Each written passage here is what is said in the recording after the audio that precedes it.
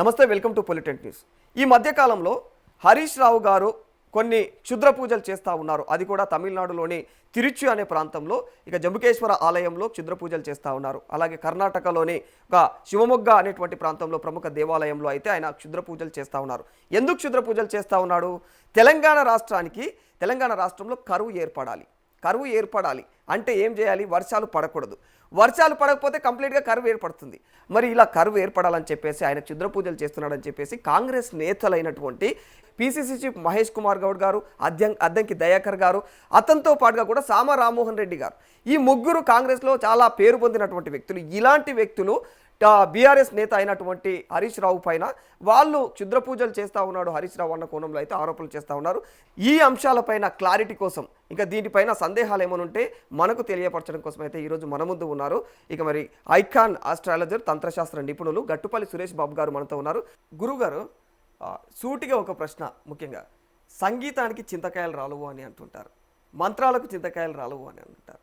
అదే కోణంలో ఇక్కడ క్షుద్ర పూజలు చేస్తే వర్షాలు పడకపోవడం అనేది తంత్రశాస్త్రం ప్రకారము అది సాధ్యమవుతుందా? ముఖ్యంగా తెలంగాణ లాంటి ఒక రాష్ట్రంలో వర్షాలు పడకూడదు, కరువు ఏర్పడాలని చెప్పేసి కొందరు వ్యక్తులు వేరే రాష్ట్రాలకు పోయి క్షుద్ర పూజలు చేస్తూ ఉన్నారు అన్న కోణంలో ఆరోపణలు వినిపిస్తూ ఉన్నాయి. తెలంగాణ రాష్ట్రంలో హల్చల్ అవుతూ ఉంది ఈ న్యూస్. సో అది నిజంగానే తంత్రశాస్త్రం ప్రకారం పాసిబుల్ అవుతుందా? ఒక తంత్రశాస్త్ర నిపుణులుగా దీనిపైన మీరేమంటారు? ఇక్కడ మనము గమనించుకోవాల్సింది చాలా ఉందండి. తంత్ర పూజల ద్వారా ఏదైనా చేయొచ్చు, తప్పులేదు. కానీ ఇక్కడ మనం ఒకటి తీసుకోవాలి, తంత్ర పూజలు చేయించి వాతావరణంలో మార్పులు తీసుకొచ్చి వర్షాలు పడకుండా ఉండాలనేటువంటి అవసరం ఏమిటి? ఇక్కడ మనం తీసుకోవాల్సింది ఏంటంటే, అంత అవసరం ఎవరికి వచ్చింది?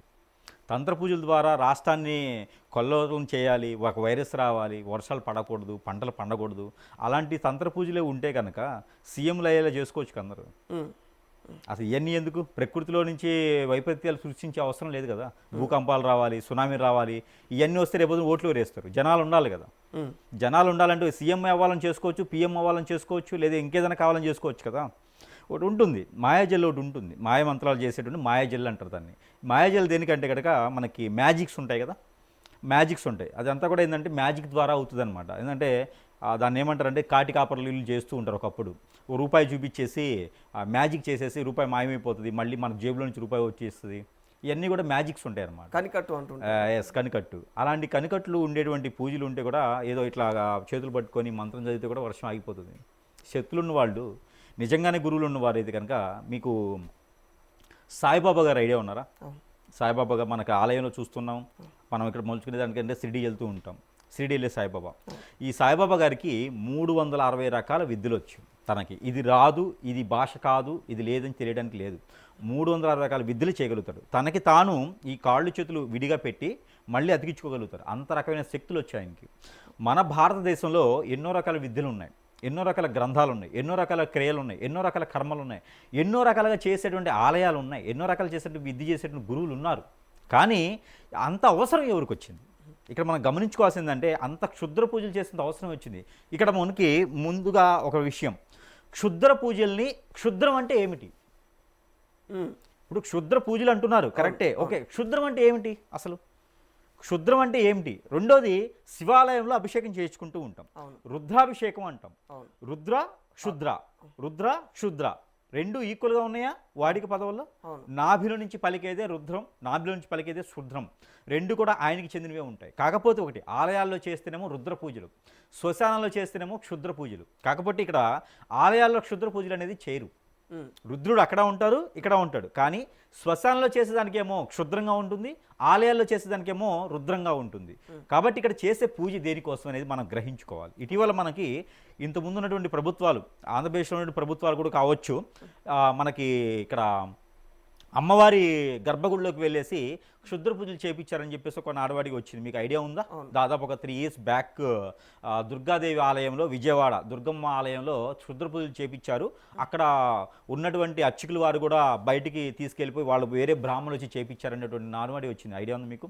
ఇప్పుడు అలాంటి అమ్మవారి ఆలయాల్లో కానీ ప్రాసిద్ధి చెందినటువంటి పీఠ ఆలయాలు ఇవన్నీ. ఇప్పుడు మనకి ఏదైతే జ్యోతిర్లింగాలు ఉన్నాయో, శక్తిపీఠాలు ఉన్నాయో, ఇవి ఏంటంటే ఆల్రెడీ పాజిటివ్, ఆల్రెడీ అక్కడ చేయాల్సినటువంటి కార్యక్రమాలు అన్నీ కూడా చేసిన తర్వాత విగ్రహాల నిర్మాణం అనేది చేస్తున్నారు. అక్కడ స్వయంభూగా వెలిసినటువంటి విగ్రహాలు కొన్ని ఉంటాయి. ప్రాంతీయాల ఆచార ప్రకారంగా చేసేటువంటి మంత్రోచ్చారణ కొంత ఉంటుంది.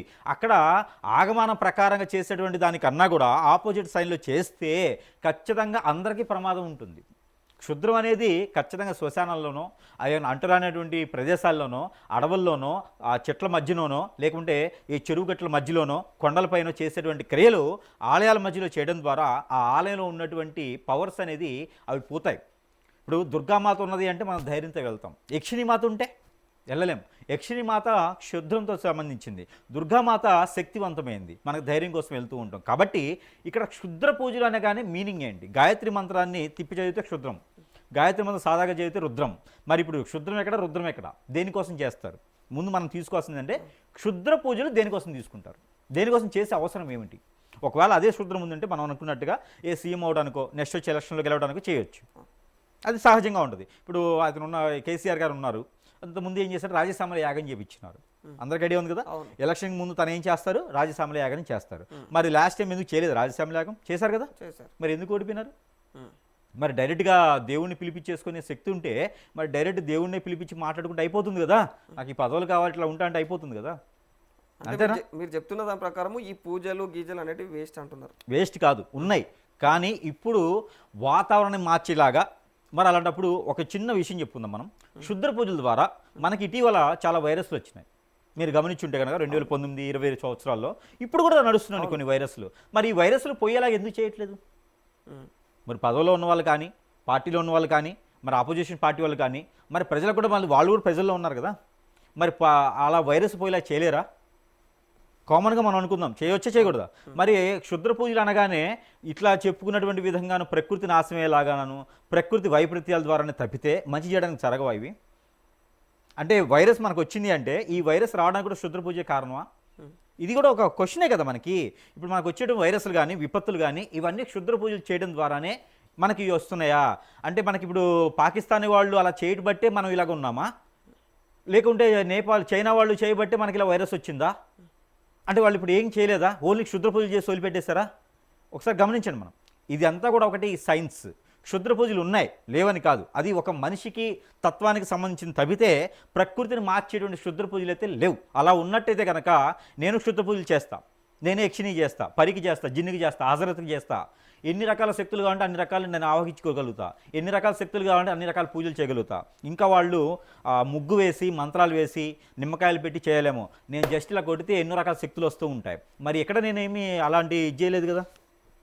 వస్తాయా? మీరు ఖచ్చితంగా వస్తాయి, చేయగలుగుతారా? కానీ ప్రకృతిని నాశనం చేసే శక్తులు ఎక్కడ లేవు, ప్రకృతిని వైపరీత్యాలు చేసే శక్తులు ఎక్కడ లేవు. ఒక మనిషిని ఇబ్బంది పెట్టేలా ఉంటుంది, ఆ మనిషి ఇబ్బంది పడకుండా చేసేలా ఉంటాయి.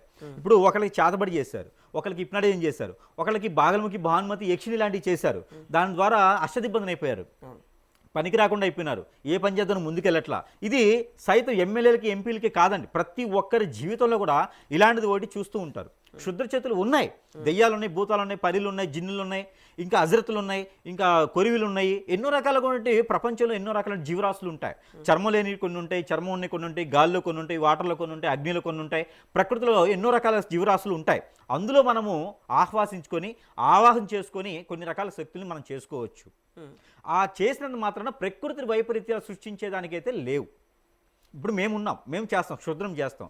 ఎవరైనా క్షుద్ర పూజలు చేసి ఇబ్బంది పడుతున్నారంటే ఇప్పుడు ఎందుకండి చాలామంది పార్టీల్లో ఇబ్బంది పడి కాళ్ళు చేతులు పడిపోయేసి ఏ వర్గం కూడా రాకుండా పేరు ప్రఖ్యాత లేకుండా మంత్రి పదవులు చేసిన సైతం కూడా ఈ రోజున పోలీసులు పట్టుకునేటువంటి వ్యవస్థ, కేసులు పెట్టేటువంటి వ్యవస్థ, జైలుకు పంపించిన వ్యవస్థలు ఉన్నాయి ఈ రోజున. ఒకప్పుడు మంత్రిలా ఏలి వాళ్ళ మీదే కేసులు ఉన్నాయి ఈ రోజున. అంటే వాళ్ళ కర్మ బాలేదా? వారిపైన ఎవరైనా చేపించారా? ఖచ్చితంగా చేపించారు. ఒక మనిషిని ఇబ్బంది పెట్టడానికి అయితే పూజలు ఉన్నాయి, కానీ ప్రకృతిని ఇబ్బంది పెట్టేటువంటి పూజలు లేవు. ఇది మాత్రం వాస్తవం. కలియుగలు అయితే లేవు. ఒకప్పుడు యుద్ధం జరిగేది, గయోపాక్షాన మీరు చూసినట్టయితే కనుక 72 సంవత్సరాల పాటు యుద్ధం జరిగింది. మన భారతంలో మనకి గయోపాక్షాన్ని చూస్తే 72 సంవత్సరాలు యుద్ధం జరిగింది. అంటే ఆ 72 సంవత్సరాలు యుద్ధం జరిగినటువంటి క్రియలు కానీ, కర్మలు కానీ, ఆత్మలు కానీ, ఆ ఒక బ్లడ్ కానీ, భూమి అంతా కూడా రక్తపాతం అవుతూ ఉంది. మనకి రెడ్ సాల్ అయిపోతూ ఉంది. మొత్తం భూమి అంతా కాదు, చెరువులు కుంటలు కూడా నెత్తురుతో సాగిపోతూ ఉన్నాయి. మరి అంతకు ముందు కూడా మరి భీష్ముడు చేయించాడా? మరి రావణాసుడు చేపించాడా? మరి ఈ లోకం వదిలేసేయండి, ఇప్పుడు కాదు. మరి పురాతన కాలంలో మరి రావణాసుడు చేపించాడా? మరి రావణాసుడు ఏమైపోయాడు? మరి భీష్ముడు చేపించాడా? మరి భీష్ముడు ఏమైపోయాడు?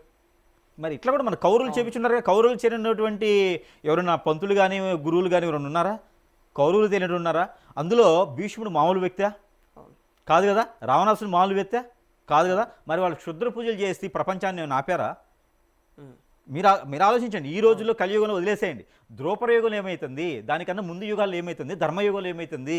మరి అప్పుడు క్షుద్ర పూజలు లేవా? ఇప్పటికన్నా ఎక్కువగా ఉన్నాయి కదా, ఆలయాలు ఎక్కువగా ఉన్నాయి కదా. ఎక్కడైతే శక్తి పీఠాలు ఉన్నాయో, ఎక్కడైతే పీఠాధిపతులు ఉన్నారో వీళ్ళంతా కూడా అప్పుడు వారికి ఎంత, అప్పుడు ఒక రాజ్యం ఉంది అంటే రాజ్యంలో పాలించేటువంటి రాజు ఉన్నాడు అంటే ఆ రాజు కింద తెలియదు కానీ రాంది కానీ తెలియదు కానీ ప్రపంచంలో తెలియదు కానీ మనం ఉంటాయా? మరి మీరు అంటున్నట్టు అప్పటి స్టోరీ చెప్తున్నారు కాబట్టి చెప్తున్నా, అదే టైంలో అదే భీష్ముడు కావచ్చు, అదే రావణుడు కావచ్చు, అదే ఆ కాలంలో ఉన్న రాముడే కావచ్చు, వీళ్ళందరూ వర్షాలు పడాలి సమృద్ధిగా, శ్రీకృష్ణుడు లాంటి వాళ్ళు కూడా సమృద్ధిగా వర్షాలు పడాలని చెప్పేసి వీళ్ళు యాగాలు చేసారు. యాగాలు చేస్తే వర్షాలు పడతాయి అన్నప్పుడు మరి క్షుద్ర పూజలు చేస్తే వర్షాలు ఆగిపోతాయి అనడంలో మరి అవాస్తవం ఉందా? ఖచ్చితంగా చెప్పారు మీరు. ఇప్పుడు క్వశ్చన్ కరెక్ట్గా ఉంది. ఇది క్షుద్ర పూజల ద్వారా ఏదైతే మంచి జరుగుతుందో మంచే జరుగుతుంది. ఇప్పుడు ఈ క్షుద్ర పూజలు ఏం చేస్తాయి అంటే కనుక ఒక మనిషిని హింసించగలుగుతాయి, ప్రభుత్వాన్ని పడేస్తగలుగుతాయి, కానీ ప్రకృతిని చేయలేవు. వర్షాలు పడతాయి, వర్ధమల్లయ్య అని ఉంటారు. శివుల్లో ఒక భాగం వర్ధమల్లయ్య అంటారు. ఈ వర్ధమల్లయ్యకి ఈ ప్రతి ఏడాది కూడా వర్షాలు పడకపోతే రైతులందరూ కూడా మొక్కుబడితో వారికి పూజనించుకున్నటువంటి వీరు వానదేవుడు అనమాట. వర్ధమల్లయ్య అంటే వానదేవుడు. ఈ వర్షాలు కురిచేదానికి సముద్ర దేవుడు ఉంటారు, వానదేవుడు ఉంటారు. వీళ్ళకి మొక్కుకుంటున్న ద్వారా ఆ దేవుడు కరుణిస్తూ ఉంటాడు. మనకి హోమాలు చేయొచ్చు, యజ్ఞాలు చేయొచ్చు, కానీ మంచితనం కోసం పని చేస్తాయి. చెడుతనం కోసము ప్రకృతి నాశనం చేసేలా పని చేయవు. కొన్ని ఉంటాయి ఆత్మలు, అవి మనం ఒక సెకండ్ల ద్వారా మనం ఆపొచ్చు. అమ్మవారు మన బాడీలోకి వస్తున్నారంటారు, మనం నమ్ముతున్నాం కదా. ఇప్పుడు స్వామివారు మన బాడీలోకి వస్తా అంటారు. మరి ఇప్పుడు ఉన్నటువంటి చాలామంది పీఠాధిపతులు ఉన్నారు, చాలామంది సావాసం చేసిన వాళ్ళు ఉన్నారు, ఆవాహన చేసుకున్న వాళ్ళు ఉన్నారు. మరి వీరంతా కూడా ప్రపంచాన్ని ఆపొచ్చు కదా. అఘోరా సైతం ఉన్నారు ఈ రోజున. ప్రపంచాన్ని ఇలా మనం షేక్ హ్యాండ్ ఇలా పెట్టుకొని చేతులు రెండు మనకి సెటరేట్గా పెట్టుకొని ఖచ్చితంగా వాళ్ళు ప్రపంచాన్ని ఆపేయచ్చు. గోల్డ్ రేట్ ఒకళ్ళ దగ్గర ఎందుకు మొదలవుతుంది? అనిల్ అంబానీ గారే ఎందుకు మోడీ గారికి సపోర్ట్ చేస్తున్నారు అంటే వాళ్ళందరూ క్షుద్రపూజలు చేయించిన వాళ్ళేనా?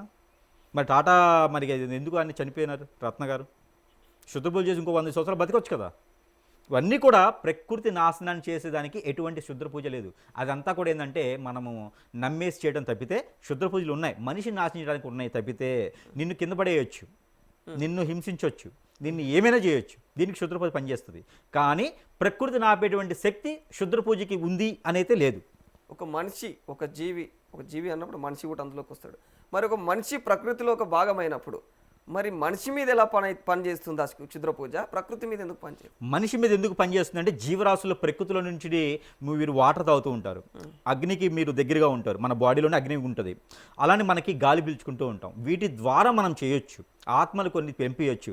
మనకి చర్మం లేనటువంటివి భారతదేశంలోనే కాదండి, ప్రపంచంలో కూడా చర్మం లేనకుండా మనకి చాలా ఉంటాయి. ఇప్పుడు మనం ఉన్నాం, ఇప్పుడు నేను కూర్చున్నా, మీరు కూర్చోన్నారు, నా వెనక ఏమైనా కనిపిస్తుందా మీకు?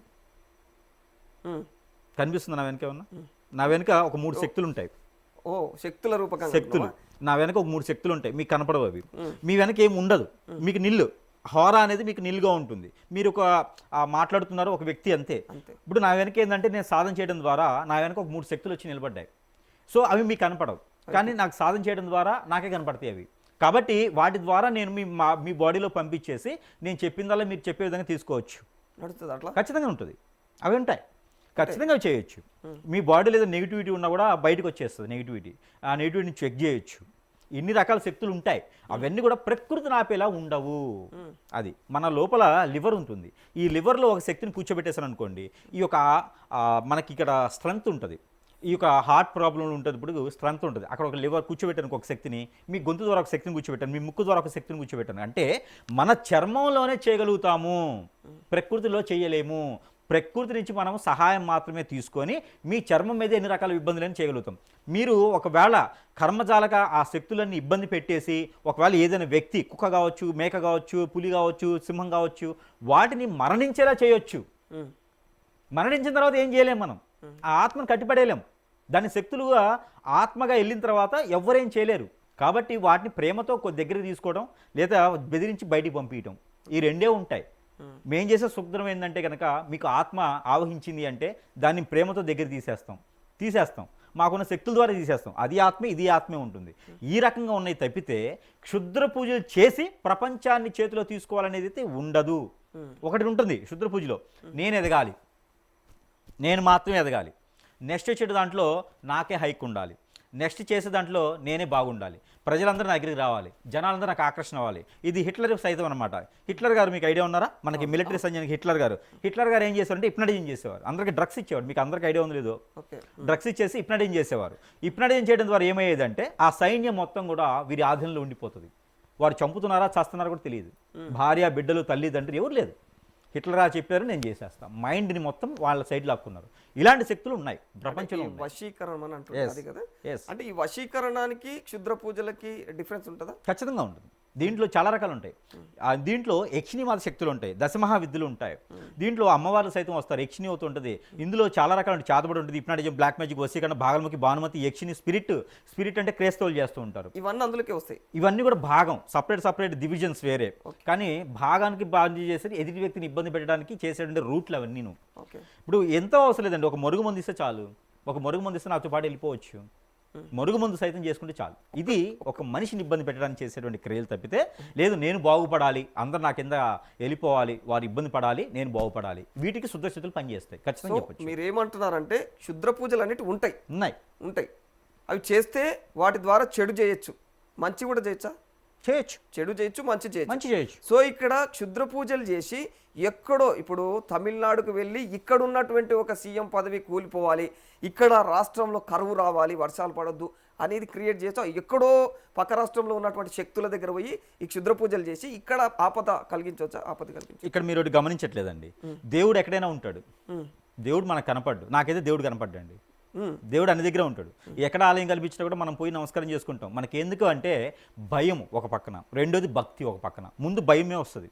ఎందుకంటే నేను తప్పు చేస్తానేమో, నన్ను సరిగా కాపాడాలనే దేవుడి దగ్గరికి వెళ్ళి భక్తితో దండం పెట్టుకుంటూ ఉంటాం కదా. మనకి నిజంగా దేవుడు అనేది మనం చూసామా? తెలుసా? దేవుడు అనేది ఒక రూపం, ఒక వెలుగు అంతే. కానీ ఎన్నో రూపాలు దాల్చుకొని అందుకే మానవుడే దేవుడు అంటారు. మనం ఏదైనా మంచి పని చేస్తే మనమే దేవుళ్ళుగా ఉంటాం చాలామందికి కూడా. అలానే మనం ఆలయానికి వెళ్ళి నమస్కారం చేసుకుంటూ ఉంటాం. కొన్ని ఆలయాలకు ఏమైందంటే పాజిటివిటీ ఉంటుంది. ఇప్పుడు ఒక మంచి మంత్రి ఉన్నారండి, మీకు ఆ మంత్రి ద్వారా ఒక పని కావాలి. అలా అన్నప్పుడు ఆ మంత్రి దగ్గర మీరు వెళ్ళినప్పుడు ఆ పని మీకు చేశారనుకోండి, అక్కడ పదవి ఆయనకు ఉంది కాబట్టే మీకు ఆ పని చేయగలిగాడు. లేకపోతే ఆయన మీకు చేయలేడు కదా. ఆ పదవి మీకు ఆశించుకొని మీకు ఏదైనా సంతకం పెట్టి ఇచ్చేసారనుకోండి, ఆయన మీకు దేవుడే కదా. ఇదే తిరుమల తిరుపతి వెంకటేశ్వర స్వామి దగ్గరైనా, మీరు చెప్పేటి చిదంబరం అయినా, లేదు ఇంకొక ఆలయమైనా వారికి ఉండేటువంటి పవర్స్, శక్తులు ఉంటాయి. కొన్ని యంత్రాలు ఉంటాయి, ఉద్భవించేటువంటి తత్వం ఉంటుంది. ఒక దేవుడు మనకి ఉద్భవించాలి అంటే అక్కడ ఉండేటువంటి లింగాకారం ఉంటుంది, లేదా శక్తిపీఠంగా అమ్మవారి ఆరాహం ఉంటుంది. ఎన్నో రకాల శక్తులు అక్కడ ఆవహించి ఉంటుంటాయి. ఆ ఆవహించినటువంటి తరుణంలో మనం మంచి మనసుతో వెళ్ళినా, బుద్ధి సరిగా లేకపోయినా, నువ్వు కొలిచేటువంటి కోరికని తీర్చేందుకు కొన్ని రకాలుగా పూజలు, యజ్ఞాలు, యాగాలు, హోమాలు చేస్తూ ఉంటారు. దాంతోనే ఒకటి క్షుద్ర పూజ అంటారు. ఇప్పుడు ఇందాక ఏదైతే రుద్రుడికి పూజ చేస్తామో అదే క్షుద్రుడికి పూజ చేస్తూ ఉంటాం. అంతే, ఆయన దేవుడే, ఈయన దేవుడే. ఆ క్షుద్రుడికి పూజ చేసే విధానం ఏంటంటే కనుక కొన్ని బొగ్గులు ఉంటాయి, భస్మం ఉంటుంది, మనకి నిమ్మకాయలు ఉంటాయి, బ్లాక్ నిమ్మకాయలు ఉంటాయి, సూదులు ఉంటాయి, దబ్బనాలు ఉంటాయి. ఇలాగా బ్లాక్ మ్యాజిక్ టైప్లో చేసేదానికి భయపడేటువంటి తత్వం ఏంటంటే అమ్మో వీళ్ళు నాకు చేతబడి చేసేస్తారనుకుంటారు. దానిలో క్షుద్ర పూజ అనేది మంత్రం వేరే ఉంటుందన్నమాట. దానికి క్షుద్రం చేయడం ద్వారా త్వరగా మనకి పనులు అవుతూ ఉంటాయి.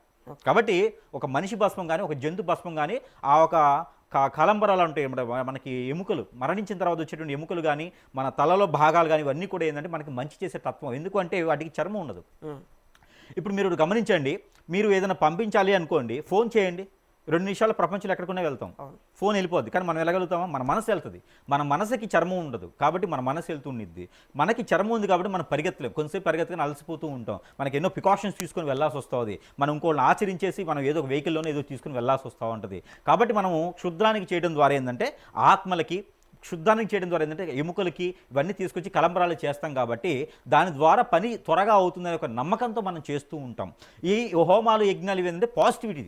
మనకి ఇంట్లో ఇల్లు గృహప్రవేశం అనుకోండి, అక్కడ లక్ష్మీ గణపతి హోమం చేస్తుంటాం, లేదా రియల్ ఎస్టేట్లో బాగాలేదంటే గాయత్రి హోమం చేస్తూ ఉంటాం, వాస్తు హోమం చేస్తూ ఉంటాము. ఇలా ఎన్నో రకాలుగా మనం నమ్మకంతో చేస్తూ ఉంటాం. అది క్రైస్తవులు ఎందుకు చేయరు? మన వాళ్ళ నమ్మకం ఏంటి? యేసుప్రభుని ప్రార్థిస్తూ ఉంటారు. మరి ముస్లిమ్స్ ఇంకోలాగా చేస్తూ ఉంటారు. అంటే వారి మతానుసారంగా, వారి పద్ధతి ప్రకారంగా, వారికి ఇంటాచారం, అక్కడ ఉండే ప్రాంతీయాచార ప్రకారంగా చేసుకునే పద్ధతి అది. ఇప్పుడు వెంకటేశ్వరం నాకు మంచి చేస్తా అన్నప్పుడు మరి ముస్లిం కూడా వాళ్ళు బాగా సంపాదిస్తున్నారు కదా, మరి క్రైస్తవులు బాగా సంపాదిస్తున్నారు కదా, మరి వెంకటేశ్వరం వాళ్ళని చూడట్లేదు, మరి ఎవరు చూస్తున్నారు వాళ్ళని?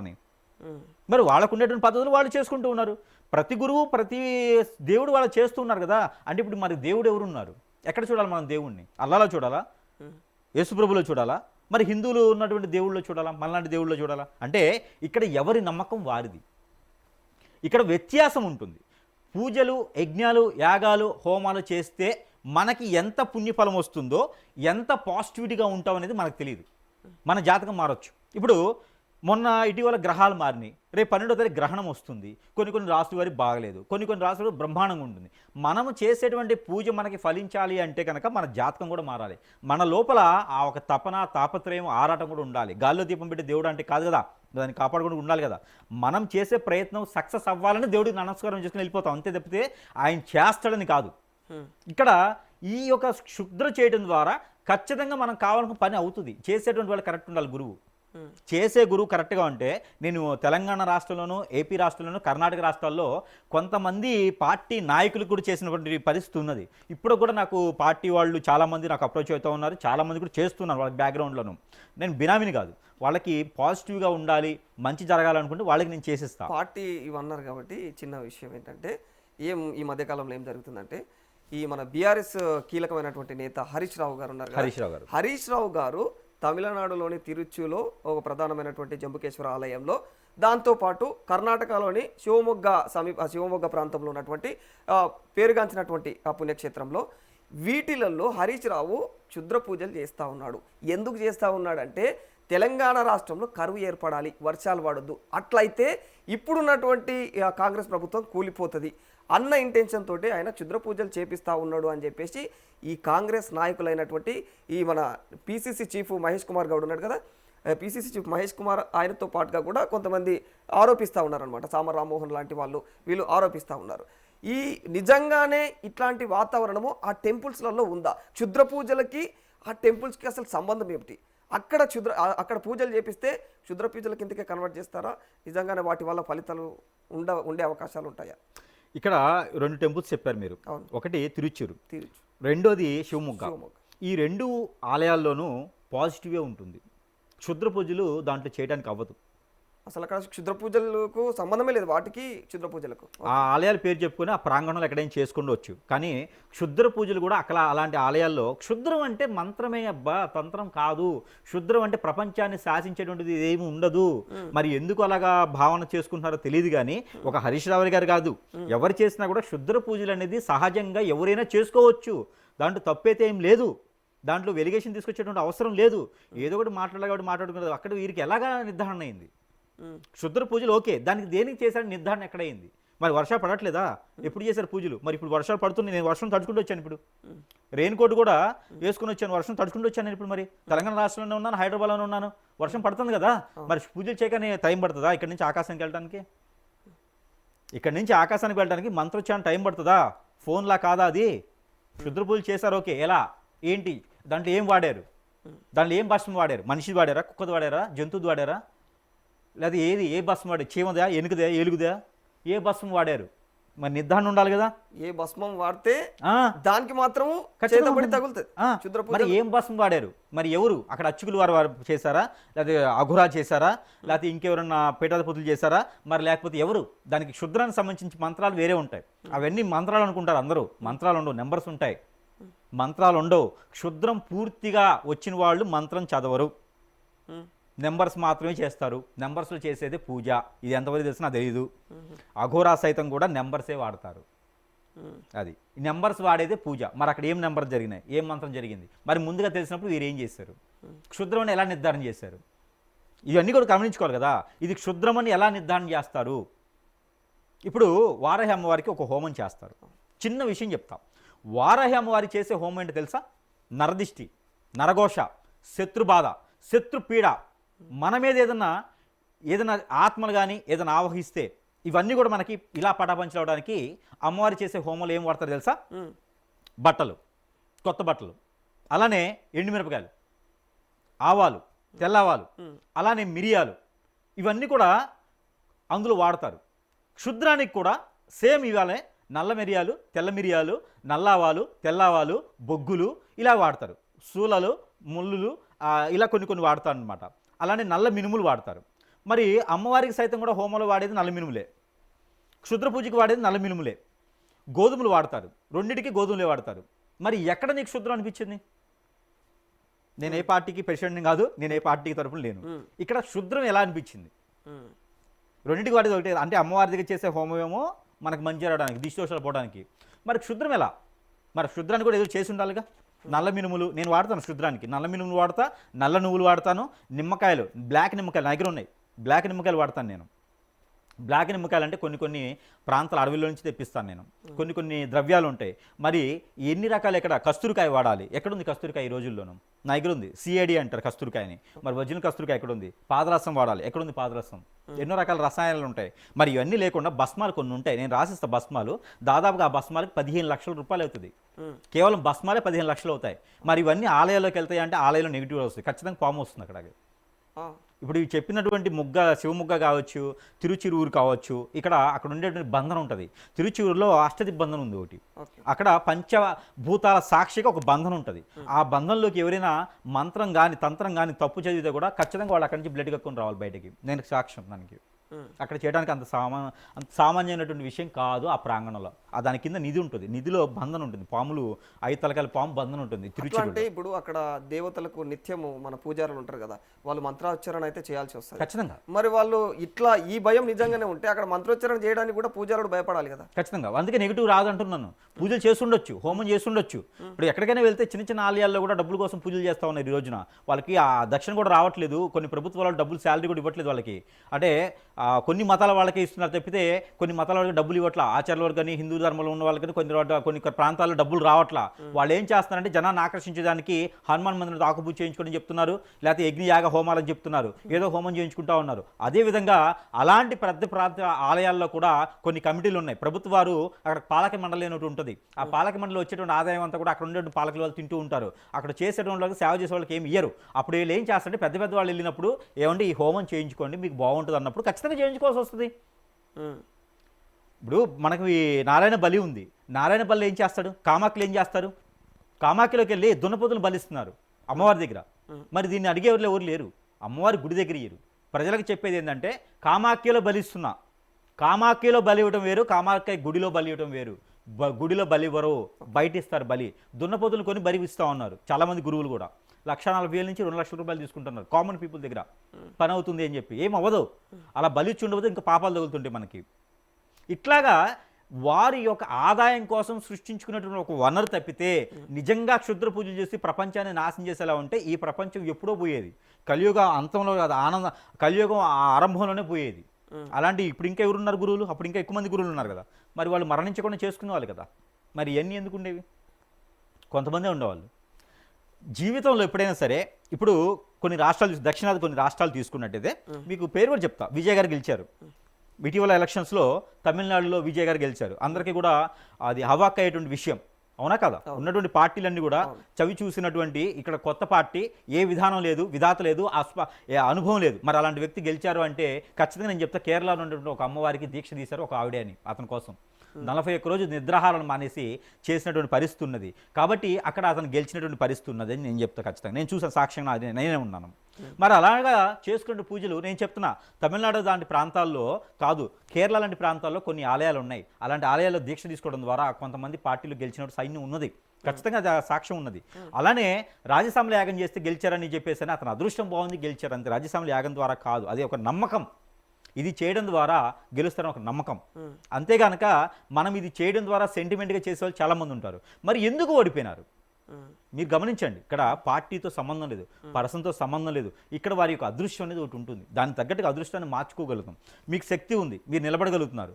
మీరు ఒక కాన్షియస్లో గెలుస్తారన్న నమ్మకం ఉంది. నా వెనక ఒక గురువు ఉన్నాడంటే ఖచ్చితంగా నేనే గెలుస్తా. నా వెనక గురువు ఉన్నాడంటే గెలుస్తా. డబ్బు కాదు ఈ రోజుల్లో గురువు నా వెనక ఉన్నాడంటే మీరు ఎన్ని రకాలుగా పబ్లిసిటీని చేయండి, నేనే గెలుస్తా. అది ఈ రోజు ఉన్నటువంటి వ్యవస్థ. అలాంటి వ్యవస్థలు ఉన్నాయి. ఇక్కడ తప్పితే క్షుద్ర పూజలు చేసి జనాన్ని, ప్రపంచాన్ని నాశనం చేయాలనేటువంటి శక్తియుక్తులు అయితే లేవు. అలాంటివన్నీ కూడా నాకు తెలిసినంత బోగస్. అంతేనా? అతను ఏదో పూజలు చేయించుంటాడు ఖచ్చితంగా. పూజలు అయితే జరుగుంటాయి, జరగవని నేను అనలా. కాకపోతే అది క్షుద్రం అయి ఉండొచ్చు. ఆ క్షుద్రం కొన్ని ఆలయ ప్రాంతాల్లో చేయాలి అంటే కనుక కొన్ని నియమ నిష్టాలు అయితే ఉంటాయి. లేకపోతే అది వాళ్ళకే తగులుతుంది. కాబట్టి అలాంటి వాటికి సాహసం చేయరని నా నమ్మకం. ప్రజల్ని కాపాడాలి, ప్రజలకు మద్దతుగా ఉండాలి, ప్రజలకి మంచి చేయాలనేటువంటి నాయకులు ఎవరు కూడా పార్టీతో సంబంధం లేదు, ఏ నాయకుడు కూడా అలాంటి పూజలు చెయ్యరు, అలాంటివి ఉండవు.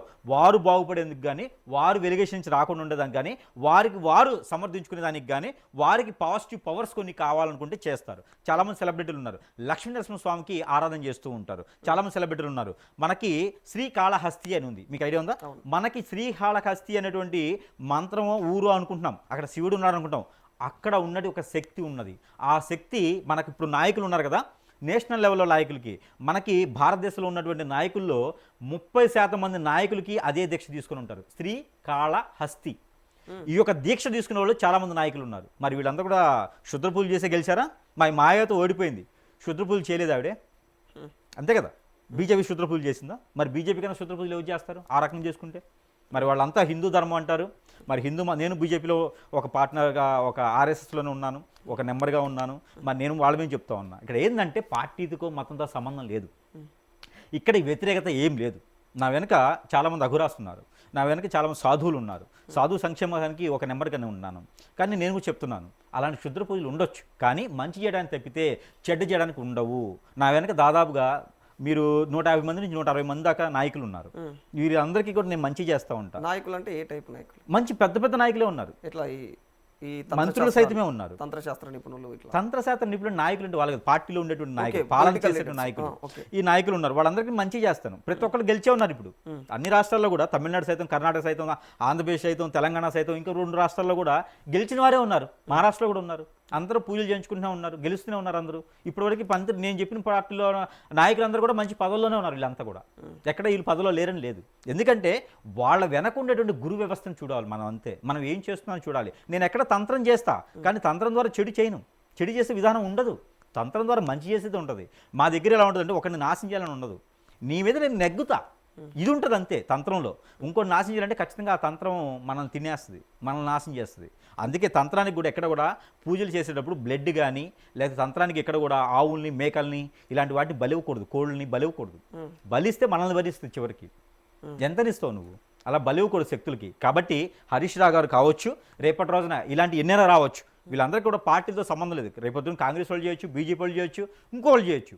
ఏ పార్టీ అయినా, ఏ నాయకత్వమైనా, ఎక్కడైనా సరే.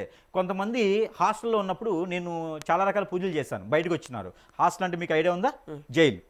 చాలామంది నాయకులు జైలుకి వెళ్ళినప్పుడు నేను పూజలు చేస్తున్నటువంటి సైతం ఉన్నది. వైజాగ్ పోయి చేసిన సైతం ఉన్నది, ఆంధ్రప్రదేశ్ సైతం ఉంది, తమిళనాడు పోయి చేసిన సైతం ఉంది, హర్యానా పోయి చేసిన సైతం ఉన్నది, ఆరావళి పర్వతం ఉంది, ఆరావళి పర్వతం దగ్గర కూడా చేసిన సైతం ఉంది, ఇక్కడ మనకి రామతీర్థంలో చేసిన సైతం ఉన్నది. ఎక్కడ కూడా శుద్ధంతోనే చేసాం, కానీ ప్రపంచాన్ని, దేశాన్ని నాశనం చేయాలి, వాళ్ళు బయటకు వచ్చేలా చేసాం. మీరు పూజలు క్షుద్రం చేసి? శుద్రమే, మేము చేసే టోటల్ శుద్రమే. మేము చేసేదే శుద్రం. ఇక్కడ లైవ్ లో చేయగలరా ఏమన్నా శుద్ర పూజ లైవ్? ఇప్పటికిప్పుడు ఏదైనా మ్యాజిక్ ఇట్లా క్షుద్రం చేసి? మా దగ్గర ఉన్న శక్తులు మ్యాజిక్ కాదు. మా కెమెరామెన్ విజయ్ కింద పడగొట్టి చెప్తున్నా, మా దగ్గర ఉన్న శక్తులు మ్యాజిక్ కాదు, అవన్నీ కూడా మ్యాజిక్. మనకి అప్పుడప్పుడు క్లాసెస్ ఇస్తూ ఉంటారు.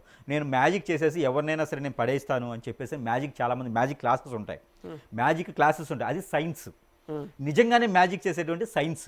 ఇది మ్యాజిక్ కాదు, శక్తులతో ఆటలు కాదు.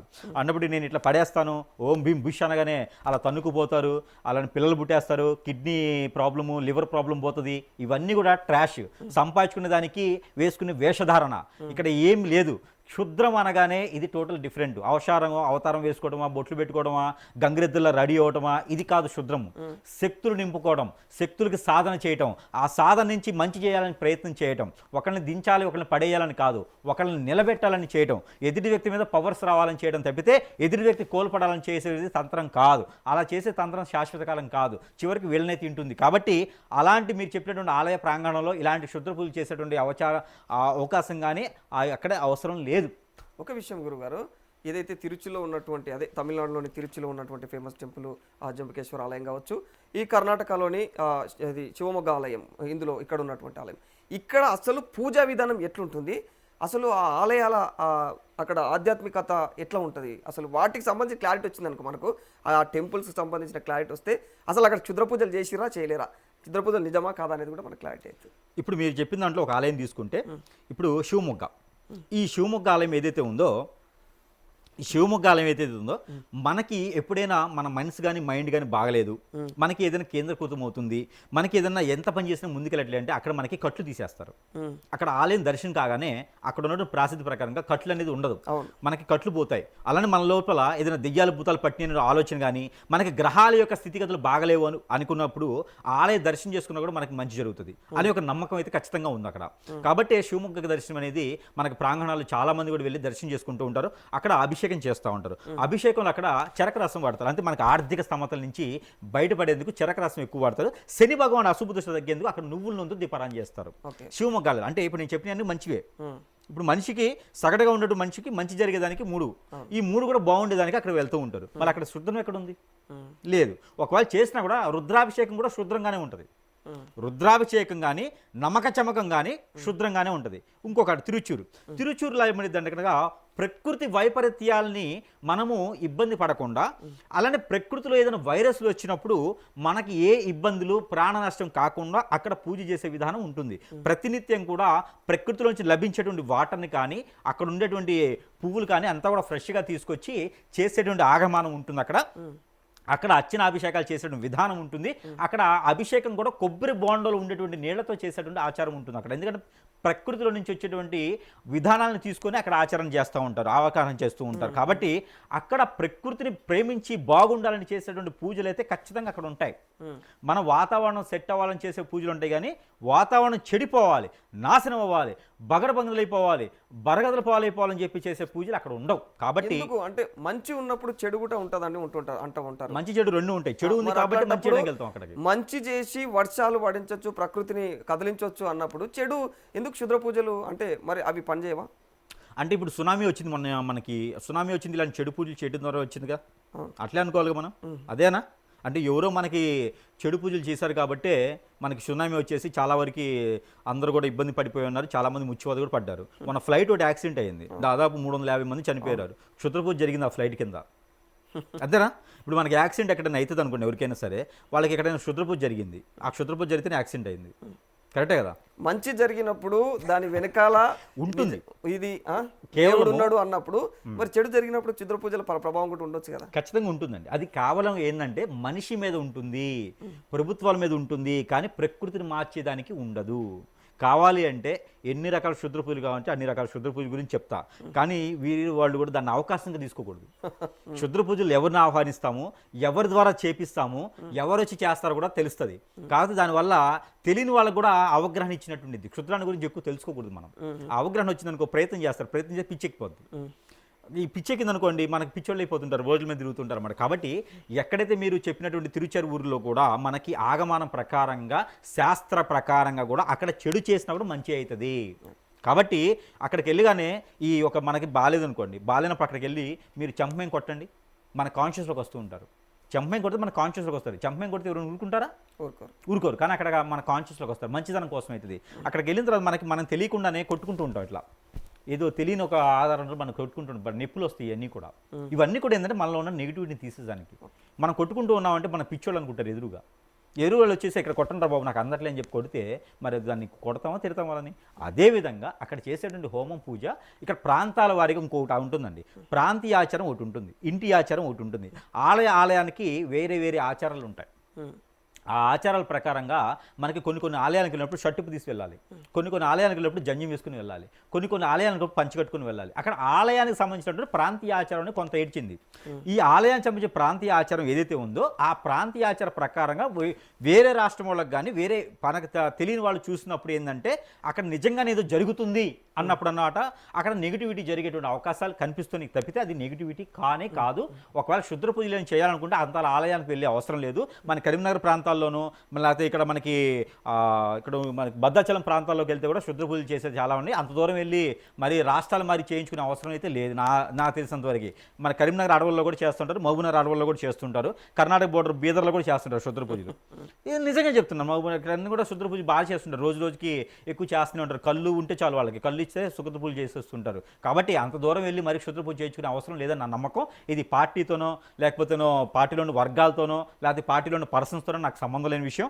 మీరు క్షుద్ర పూజ అడిగారు కాబట్టి నేను దాని గురించి మీకు ప్రత్యేకంగా ఇవ్వాల్సి వచ్చింది. కాబట్టి క్షుద్ర పూజ ప్రత్యేకమైనది ఏంటంటే అది తంత్రమే. అది కూడా మనకి ఏదైతే అమ్మవారికి ఏదైతే మనం కొలుసుకునేటువంటి అయ్యవారిలో ఉంటారో వారి ద్వారా చేసేదే క్షుద్ర పూజ. క్షుద్ర పూజ ద్వారా ఒకరిని గెలిపియొచ్చు, క్షుద్ర పూజ ద్వారా ఒక రాష్ట్రాన్ని పాలించవచ్చు, క్షుద్ర పూజ ద్వారా ఒక మనిషిని ఇబ్బంది చేయొచ్చు. అంతే తప్పితే ప్రపంచాన్ని మార్చాలి, ప్రపంచంలో ఉండేటువంటి వాతావరణం మార్చాలి, ఈ రాష్ట్రం వరకే మార్చాలంటప్పుడు ఒకప్పుడు తెలంగాణ ఆంధ్రప్రదేశ్ కలిసి ఉన్నాయి. మరి ఆంధ్ర కూడా ఆ ఎఫెక్ట్ ఉండిద్దా? మరి తమిళనాడు ఒకప్పుడు కలిసి ఉంది, మరి దానికి కూడా ఎఫెక్ట్ ఉండిద్దా ఏంటి కొంపదీసిను? అట్లా ఏమి ఉండవు.